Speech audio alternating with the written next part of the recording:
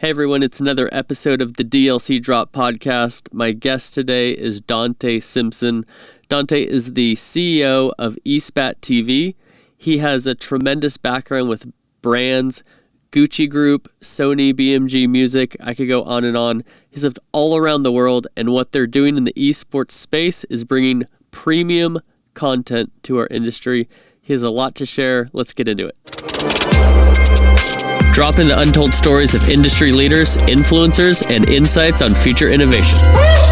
I'm John Davidson, and this is the DLC Drop Podcast. Dante Simpson, my good friend, thank you for joining us on the DLC Drop Podcast today. You and I have so many business calls, probably almost every day of the week, and so I'm excited to invite our audience into some of those conversations and tell everybody what you're working so hard on and what your journey to this point has been. Yeah, John, it's a pleasure to be here with you. As you mentioned, we talk all the time. So this is going to be a very interesting conversation to somebody that I speak with almost every day. So this is great. Thank you so much for sharing me with your audience, allowing me to share my story with them. And I really appreciate it. Thanks so much for having me, John. My pleasure. So, we have very similar beginnings in our careers as well. My first office job was at a tax firm, and it sounds like you got your start in accounting as well. You've done a ton of other super cool things, Gucci Group, Sony, BMG Music, now obviously ESPAT TV, but take us back to the accounting days. How did that start off for you? In the beginning, as they say. Yeah, absolutely. I was a bean counter. I was an accounting guy, finished my school undergrad. So I started immediately after undergrad at the Ohio State University. Can't forget the. So absolutely, coming out of college as an undergrad, I was a dual major, marketing on one side, accounting on the other. Went right into corporate accounting. As I say, it's definitely not a glamour position. You kind of come in, you don't get the spotlight on you. You work the late hours, the early mornings, nonetheless. But I was able to learn from that I was not working in my passion. I had the opportunity to work full time and then go back to school for my master's at NYU. Absolutely love the folks at NYU. They're amazing. But had that opportunity to, kind of pivot and transition after working years at corporate accounting to decide, hey, what am I really going to do here beyond this? I'm good at it, but I'm not in love every day that I wake up. And I want to wake up to love and passion. I started to pivot. But yeah, absolutely started on the finance side, started on the accounting side. And I use a lot of those skills and talents today, but definitely very far from that industry as I'm living today. So take me back. So how did you go from making that pivot? Okay, you've had how many years were you spending accounting, by the way? I was in accounting for 4.5 years. Okay, so that's pretty significant because around 4.5, 5 years, you people in their careers, you've done one thing, you're good at it. So to pivot to something else, did that feel like starting over? Did you have to take a step back, or were you able to talk to yourself into a job that was kind of parallel to that? Well, here's the beauty of it. I actually worked in finance at Gucci. There you go. One of the excellent parts of that was that they paid for my master's. So that's part of why I stayed in the role a little bit longer than I may have wanted to. But they allowed me to pivot within the company. And that's where my career actually started to skyrocket. So I worked finance at Gucci. Then had the opportunity to pivot to once I graduated, had the opportunity to pivot and became a biz dev guy, became a partnerships guy, became a brand guy. And that's where I found my love, working with everything under the Gucci umbrella. So it wasn't only the Gucci, it was the Gucci Group at the time. So that's YSL, Stella McCartney, Alexander McQueen, Bottega Veneta, Sergio Rossi, all of the brands under the umbrella, which all have their own signature DNA. It was, again, a while ago. So it was during the Tom Ford era. So it was before Tom went out on his own when he was still a part of the Gucci Group, worked very closely with him. But just the opportunity to pivot within the same company where you have a understanding of the analytics, an understanding of the numbers, and now you're using those numbers as drivers to decisions that are being made. So you take data and you use data for decision. That was my pivot. That was my shift. I went from being the gas in the car to actually driving the car. I like driving the car much better. So it was a good time. It was a good time. That's cool. So how did you make that jump from the accounting side to the Gucci Group? Was that pretty organic, or did you have to make kind of a hard pivot towards that? It was definitely a hard pivot. There was elements of it that were organic, but it was definitely a hard pivot. Going from working back office to front office. And part of the beauty of it is that I had the opportunity to work in Italy. I have not retained any of it, although the source of my name is Italian, named after Dante Alighieri. But nonetheless, had an opportunity to travel the world with the brand, had an opportunity to go overseas and work. So it was a hard pivot from working in the back office of Secaucus, New Jersey, to actually going to Italy and working and working out of North American corporate in New York. So there was a hard pivot that was involved. There was a transition, but again, I often say that there's so much of the educational process that you don't use in real world. I actually used so much of my master's program in real world that I just felt like my time wasn't wasted. I had a true pivot that I was able to walk into and then very quickly run into. And that was the beauty of the transition for me. That's incredible. What were some of the differences culturally and from a business standpoint going from New Jersey and then being in Italy? Yeah, it's very interesting, being, 6'3", 270, 265, 270. I was, when I was in Italy, always considered, especially when I was with Tom, to be the security. So it was just a running joke in the company, like, okay, this guy's the security. I'm like, yeah, I'm sitting at the table. I'm not the security, but I got it. So it was just very interesting. Different culture shifts, different culture changes. But, you start to learn, and you talk to folks who travel the world, and they often just tell you how their vision and vantage point of things are just expanded just tremendously through, global travel. You know what I mean? Whether it's being introduced to different cultures, whether it's just learning how they operate versus how we operate. It's very, very different. We are often considered in the rat race of things. They enjoy life, and it's very, very different. So just culturally, there are so many differences, but I loved it. I loved the back and forth. I was young. I was single. I was running the world like a lunatic, and I absolutely loved it. And, here I am back in gaming, not so young, not so single, but still, being able to run the world and travel the world. So it's like, life comes full circle for you. But during that time, it was absolutely amazing. Just, being able to live life as a young guy living abroad was absolutely amazing. That's cool. And did you already have a love for brands, or did that develop as the result of working at the Gucci Group? It actually developed. I had a love for sports. I had a love for entertainment. I did not even have a love for fashion. You know what I mean? I'm an off the rack guy. I'm not a custom guy in most cases. I'll spend a lot for my kicks, but, just for the most part, high fashion wasn't my thing. The Louis Vuitton thing, the, Gucci was just not my thing per se at the time. But I did appreciate and understand building things.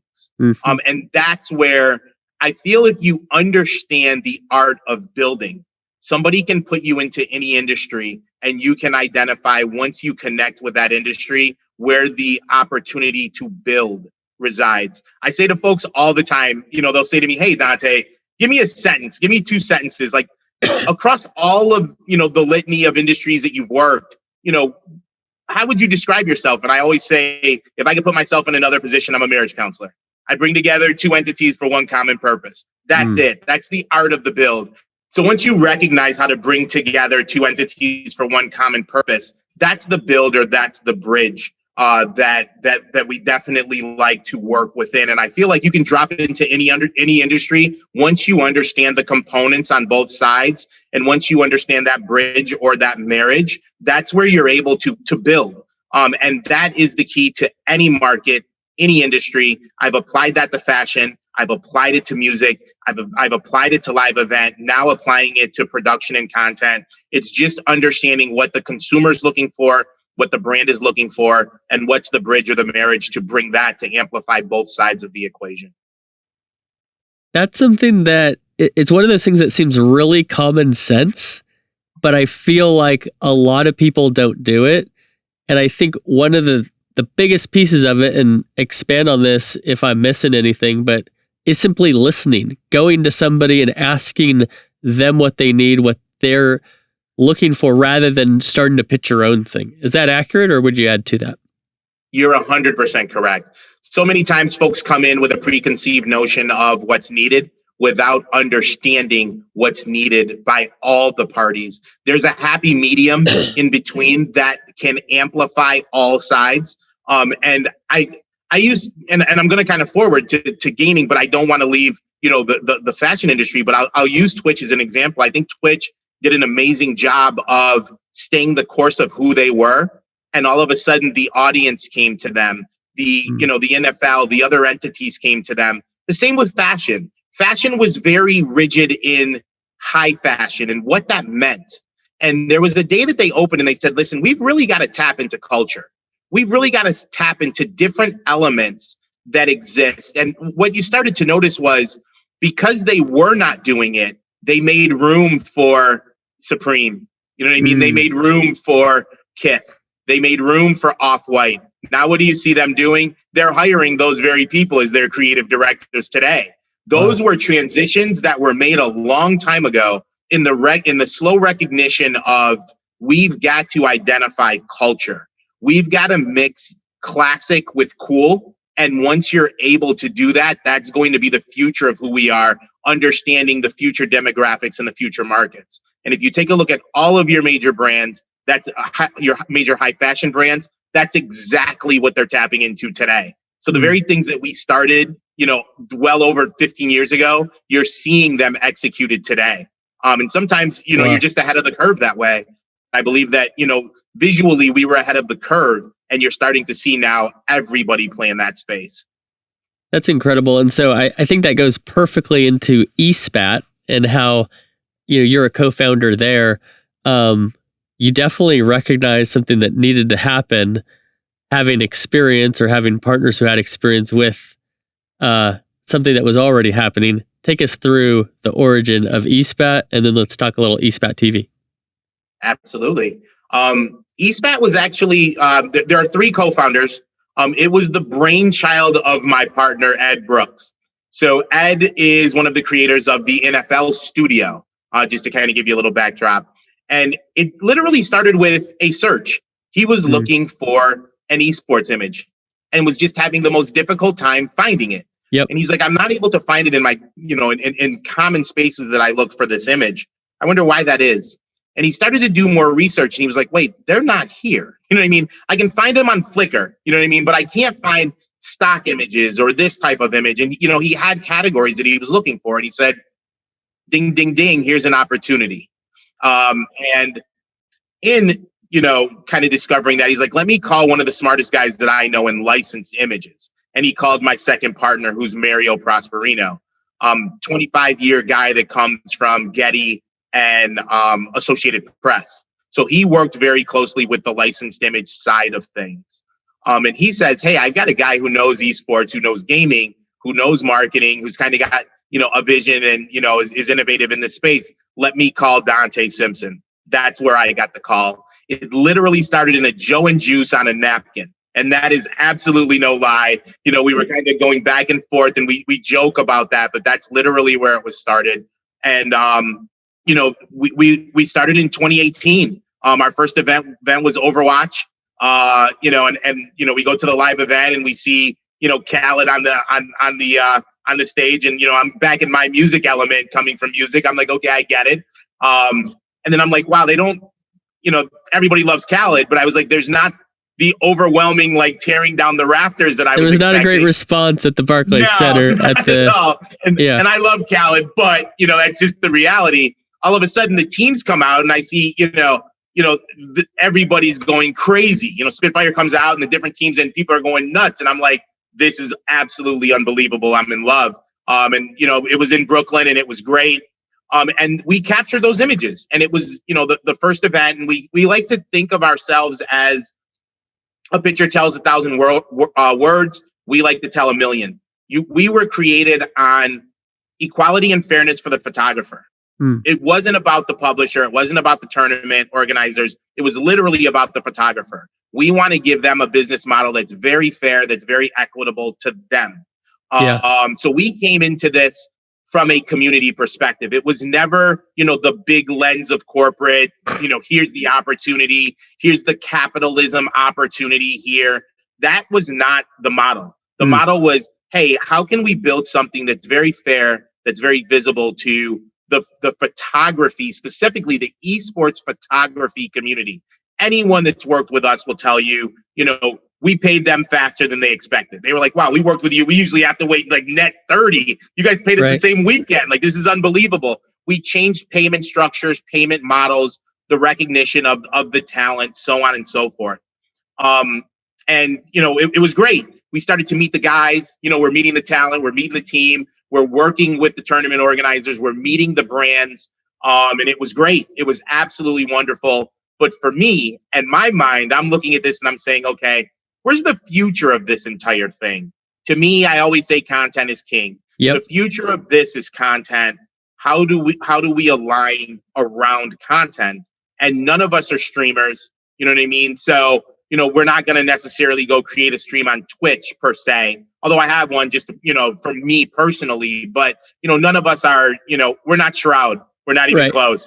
We're not even Shrewd. But so we're not his little brother Shrewd. So nonetheless, it's like, how do you identify what you can do and what you can become in this space? And, we started to build models around that. With live events going down, we're working with teams.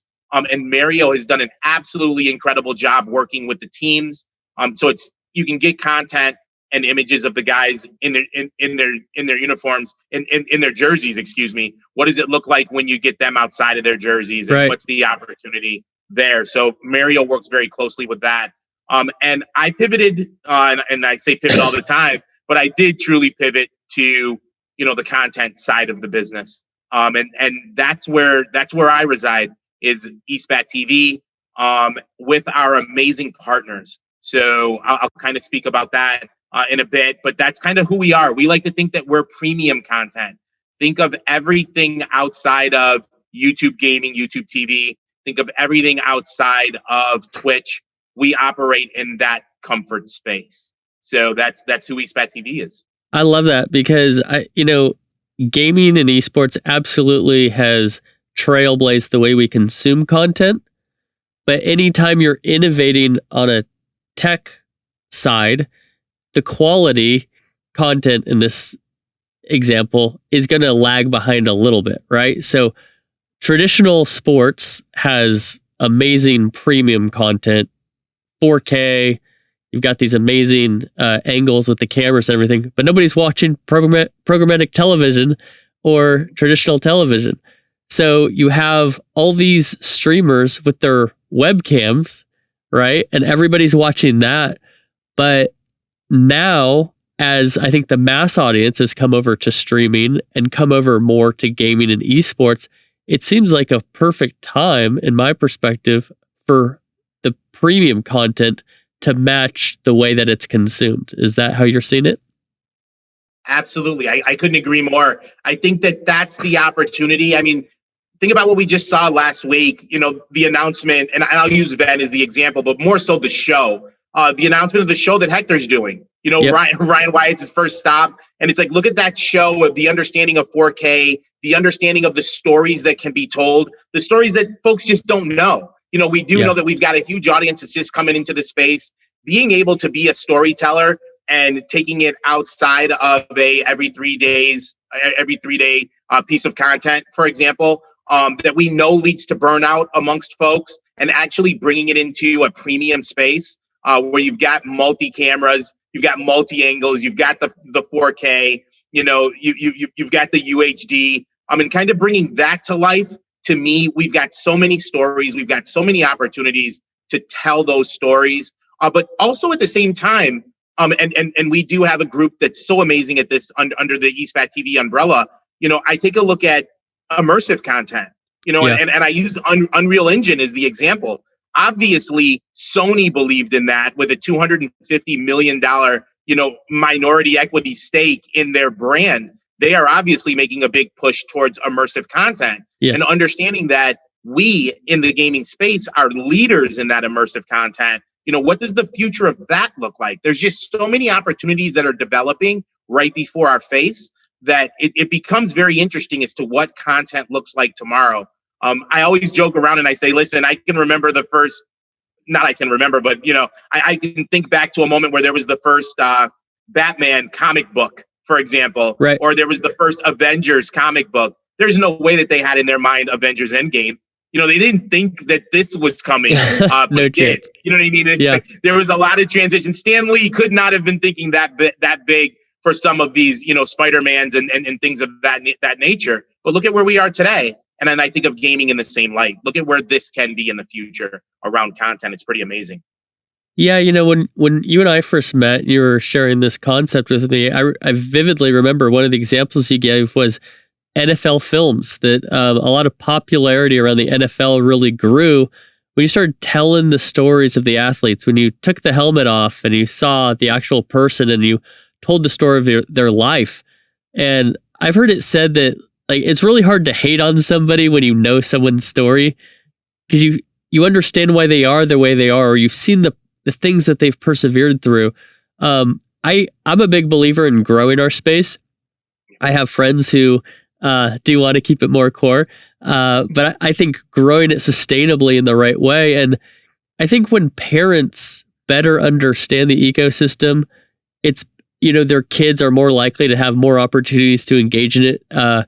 You have sons and fathers, even daughters and fathers, getting together to, get together to watch games and stuff. And so I'm a big believer in telling the stories of the actual people on the stage, so that when dad wants to go with his kids or mom wants to go with her kids, to the tournament, there's actually something to understand versus I see a lot of flashes of light and I have no idea what's going on. Yeah, you're right. I mean, that's legacy. That's absolute legacy. And it's like, how do you create, I live in the tri-state market here. There's a lot of New York Yankee fans, and, a youngster's parent was a New York Yankee fan and their grandparent was a New York Yankee fan.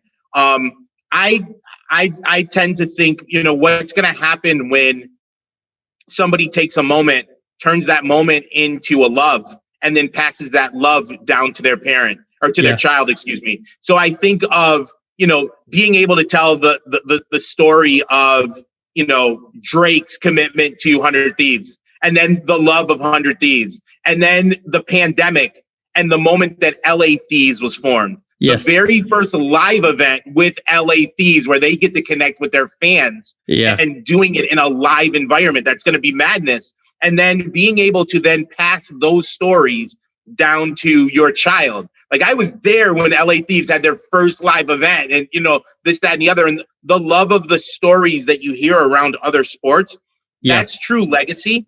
And I think that, as you mentioned, being able to tell the story, and I always say that there's a delta between the people that play Call of Duty or League of Legends or any of the titles and that competitive league.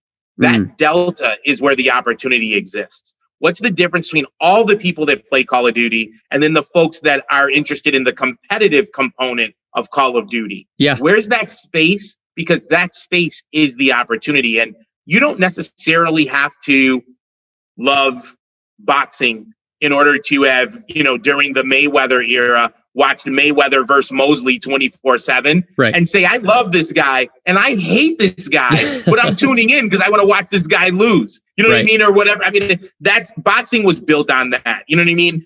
WWE is built on that. They built their entire industry on that. But sports themselves, I mean, we just passed the Super Bowl, and I know that you're going to be running this a little later, but we just passed the Super Bowl. And I mean, folks love Tom Brady. And some folks hate Tom Brady, but you tune in to watch him either win or lose.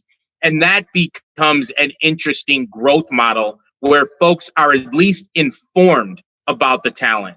Right. You don't have to, you don't have to like basketball to know around the world who LeBron was. We witnessed through the unfortunate loss of Kobe how it affected so many people. You want to make sure that folks have a sense of, who's on the Outlaws, whether you know the Outlaws or not, who's on Envy, who's on these different teams, who's on G2 overseas. Tell me about, Team Solo Mid. You want to have the identification, and that's beautiful when you do that. And what's interesting too, I think the legacy almost goes in the opposite way. It's going to be the kids teaching the parents, and then they're going to be able to enjoy that together. In fact, it reminds me, when I was in marketing school, one of the commercials that we were studying was an Oreos commercial. And actually it was kids were showing their parents how to dunk Oreos. Mm-hmm. And then we studied the Japanese version of that same concept, and they reversed it because its legacy is so strong in the Japanese culture that they said it would, we would get shouted down if we had kids showing parents. So they had then the elder showing the kid how to dunk them. But very interesting. The Japanese version, that's traditional sports. And then the American version of that commercial, kids showing the parents, that's going to be what legacy is going to look like, at least this generation. And we have a lot of people who love games who are becoming to be parents or are parents already. And so as you go in further generations, then that'll probably go more the traditional route of legacy, is my guess. Yeah, I agree. Once this Gen Z, generation grows up, it will then pivot to, they've had a lifetime of following this. They will then be passing it down. But right now, it's at such an infancy stage from a market perspective that you are right. It's literally a down up, introduction to the sport versus a traditional up down introduction. So interesting, very interesting. But you're absolutely correct. Yeah. Question for you. I want to talk a little bit about COVID and its implication around content, especially gaming, esports. It seems it's pretty intricate because it feels like gaming has really benefited due to COVID. A lot of people at home playing games. Esports, that's a little more of a complicated answer because I think the teams that were hoping for revenue from the home games that were going to happen in OWL and CDL, that didn't happen. But the publishers are benefiting from their games being played. From a content perspective, how is content affected due to the last year? Well, I think that, they say this, and I truly believe that this is true. What COVID revealed was if you were 5 years away from failure, you experienced failure during COVID. If you were 5 years away from amplified success, you have identified that now so much faster and sooner than you would have because of COVID. I think that the eyeballs are the benefactor for the esports and gaming community. Such that where brands were once able to say, hey, we can deal with that in the future. That's coming. We know it's coming. Oh, it's here now. You know what I mean? Where the music industry was able to say, oh, it's coming. We can deal with it in the future. We've got these 300 tours coming up. Well, now, no, you don't. So now you've got to recognize what this means across, a litany of industries, even where, politicians are now coming to our space because they understand the eyeballs. The power is in the data. The power is in the eyeballs. And folks want to be able to communicate with this coveted age bracket. So I believe that the opportunity for content actually amplified during this time. I was listening to Jeffrey, who does the esports, the Game Awards. The Game Awards. Yep. The Game Awards, and he was stating his numbers, and they were 2 to 3 times over what they were last year. Wow. So what are brands receiving during this moment where by now we would have had the Grammys? By the time of this date, we have not had it yet. You know what I mean? We haven't had the Oscar. These things haven't occurred, but esports just keeps on trucking. Gaming just keeps on trucking. So where the opportunity lies now for folks is, Super Bowl. We just watched the commercial with Nate Shot with Rockstar Energy Drink. Right. Folks are wanting to start to pull us in to opportunities to tell stories, to connect. And I just feel like that's where content is driven, whether it's branded content. I can assure you that most brands are looking to connect right now, and they're looking to take advantage of that. They're looking to align. So this is where the opportunity resides around content. And you have the time to position brands such that when we do come back to the live environment, that they're ready to rock and roll at that time as well. So Yeah. there's literally a parallel of opportunity that exists around content, specifically branded content, specifically that association, as well as with the tournament organizers and the publishers as well. Yeah, I think you put that really well. On the esports side, even if in the short term, some groups did not benefit, meaning the teams, everybody benefited long term from an awareness standpoint. And then so maybe it's up to those teams to then monetize and leverage that awareness that they now have for the future. As far as brands go, one thing that I'm excited about as the result of COVID is everybody's become more comfortable with digital marketing because they've been forced into it.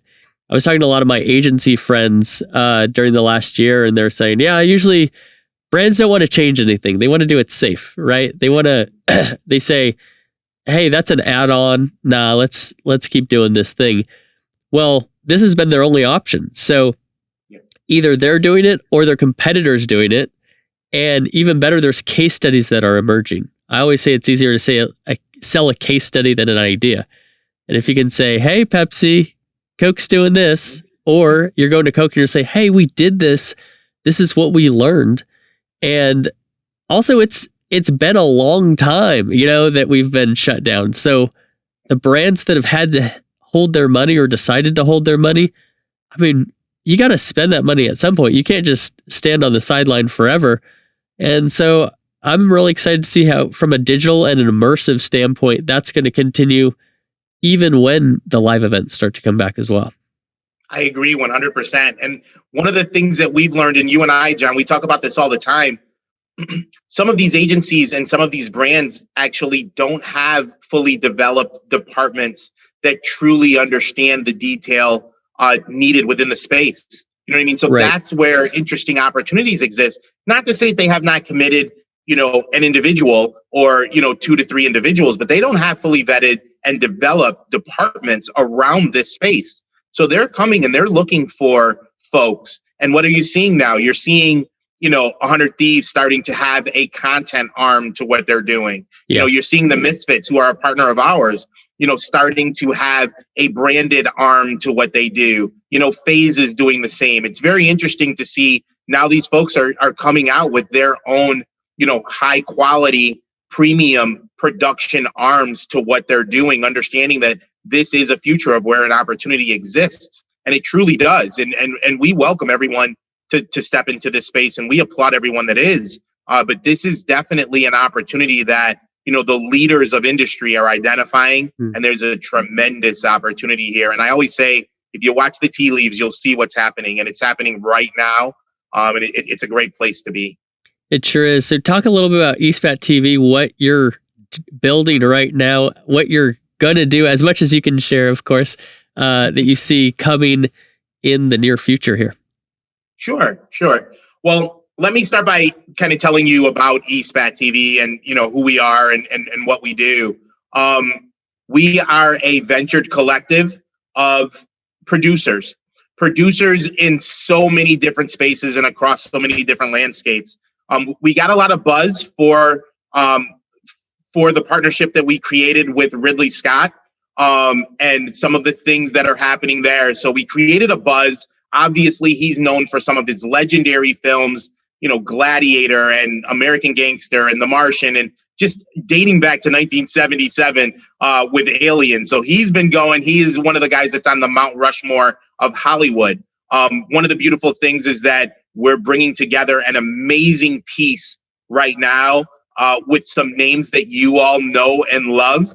And I cannot wait to share those folks with you. But some of the biggest names from the gaming side as well as from the competitive side. And it's going to be absolutely amazing. And we are looking for global appeal around that. So there is going to be a global rollout to that. But he got a lot of attention. But we have amazing partners even beyond the Ridley folks. And that includes Petrol, A lot of folks are not familiar with Petrol, but they do all of the design and creative behind every single Call of Duty title that you've seen, with the exception of one. They Wow. are absolutely amazing with their design work. They work with Overwatch. They did Assassin's Creed. I can keep going down the list, Mario Kart, and, so on and so forth. All of that creative. So when you look at cover art, when you open the title and look at all the artwork inside, when you look at billboards in Hong Kong and New York City, all of that's coming through Petrol. They're absolutely amazing with the creative work they did. I love the Cold War title that they just did, but they're absolutely amazing. I have the pleasure of working with my dear friend John Davidson and the folks over at PRG. They are absolutely amazing. Exactly, my buddy. So what that means is, from their perspective, they look at production a very different way. It's not necessarily about the content. It's about the technology. It's about the innovation. There's a famous commercial that I'm going to kind of steal from. They are not the content on the screens. They are the screens. You know what I mean? They're not the shoutcaster that you hear. They're the mic that he's screaming into. Yeah. So when you think of audio, when you think of visual, when you think of technology, when you think of some of these amazing live events that you go to, whether it's E-League, whether it's, Fortnite Worlds, and, these different events that you go to, a lot of the folks, and there's a lot of folks that are behind that. But I'm sure that, PRG is so proud to, be a cog in that engine. As well as, if any of you have been checking out the Fortnite concert series, that takes place on their XR stage. Yep. So they bring together, mixed reality. So even during the downtime of COVID, they were able to stay busy with the work that they do. So we love our friends over at PRG. They are amazing. So we like to say that we are the content side of things. We are the design side of things. We also have amazing technical partners. And we even partnered with the largest TikTok agency in the world, Movers and Shakers. So not only can we create the content, not only are we the technology behind the content with our partners, but we even have partners that can amplify that same content across TikTok. And, other teams that we work with, like Unbridled, like Zoic, who are premium producers, whether it's in-game development. If any of you guys are football fans, and you've kind of seen that robot that's on Fox Football Sundays, that robot was actually created by Zoic. So, any of those cool things in and out of space, they are our immersive partners. They're our in-game developers. And then Unbridled, they work with the Grammys. So when you talk about the stories that are around the Grammys, they work with Pepsi, they work with Ram, in telling stories around the Grammys. They're coming in to tell premium stories and kind of be the camera behind a lot of these stories. So we have some amazing folks that we work with, and we're working to tell the story. We're working to create the cinematic. We're also working to shoot the commercial. If any of you have seen the Nike ad that ran in Shanghai, we were so happy to have our team produce that. That was absolutely amazing. But, to shoot the commercial and actually work with teams and integrate their talent for some of these brands into a lot of these ads. That's what we are. That's ESPAT TV. Think of us as all things premium content. And we're looking to amplify the community, amplify the talent, amplify the teams, and also be the lens for the tournament organizers and the publishers. And not only are you providing great premium content that's featuring players and telling those stories, but it's also a great solution for brands who are looking to reach this esports community as well. Is that right?